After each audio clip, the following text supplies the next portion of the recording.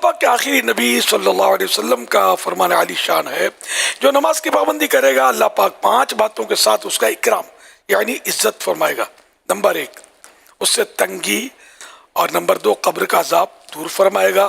Number 3 اللہ پاک نامہ اعمال اس کے سیدھے ہاتھ میں دے گا۔ نمبر 4 وہ پل صراط سے بجلی کی سی تیزی سے گزر جائے گا۔ اور نمبر 5 جنت میں بغیر حساب داخل ہوگا۔ اور جو سستی کی وجہ سے نماز چھوڑے گا اللہ پاک اسے 15 سزائیں دے گا، 5 دنیا میں، 3 موت کے وقت، 3 قبر میں، اور 3 قبر سے نکلتے وقت۔ دنیا میں ملنے والی 5 سزائیں: نمبر 1 اس کی عمر سے برکت ختم کر دی جائے گی۔ نمبر 2 اس کے چہرے سے نیک بندوں کی نشانی مٹا دی جائے گی۔ نمبر 3 اللہ پاک اسے کسی عمل پر ثواب نہ دے گا۔ نمبر 4 اس کی کوئی دعا آسمان تک نہ پہنچے گی۔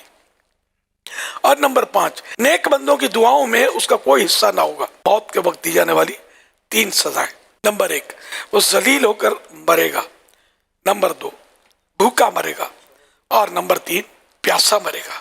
اور اگر اسے دنیا بھر کے سمندر پلا دیے جائیں پھر اس کی پیاس نہ بجھے گی۔ قبر میں دی جانے والی 3 سزائیں: نمبر 1 اس کی قبر کو اتنا تنگ کر دیا جائے گا کہ اس کی پسلیاں ایک دوسرے میں داخل ہو جائیں گی۔ نمبر 2 اس کی قبر میں آگ بھڑکا دی جائے گی، پھر وہ دن رات انگاروں پر الٹ پلٹ ہوتا رہے گا۔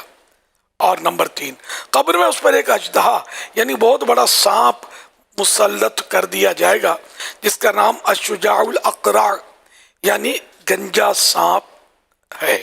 اس کی آنکھیں آگ کی ہوں گی جبکہ ناخن لوہے کے ہوں گے۔ ہر ناخن کی لمبائی 1 دن کی مسافت یعنی فاصلے تک ہوگی۔ وہ میت سے کلام یعنی بات کرتے ہوئے کہے گا، میں الشجاع الاقرع یعنی گنجا سانپ ہوں۔ اس کی آواز کڑک تار بجلی کی سی ہوگی۔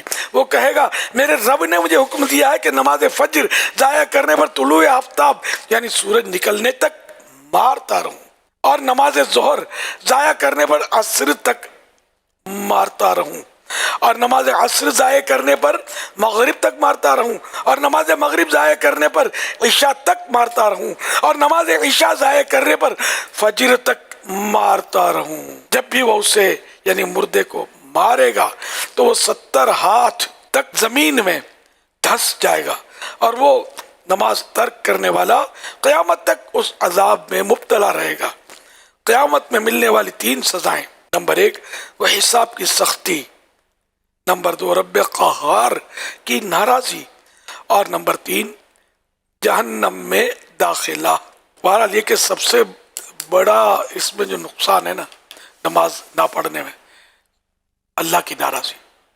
ساری سزائیں اپنی جگہ پر ہیں ویسے، لیکن اللہ کی ناراضی یہ سب سے بڑی سزا ہے۔ اگر کوئی اس پر غور کر لے تو، اور ہمیشہ مطلب یہ ذہن میں رکھے، اور گڑگڑاتے رہیے اللہ کی بارگاہ میں کہ یا اللہ تو راضی رہنا، مولا تو راضی رہنا، تو ناراض نہ ہونا۔ اگر رب ناراض ہوگا تو پھر بربادی مقدر ہے۔ اللہ پاک ہمیشہ کے لیے ہم سے راضی ہو۔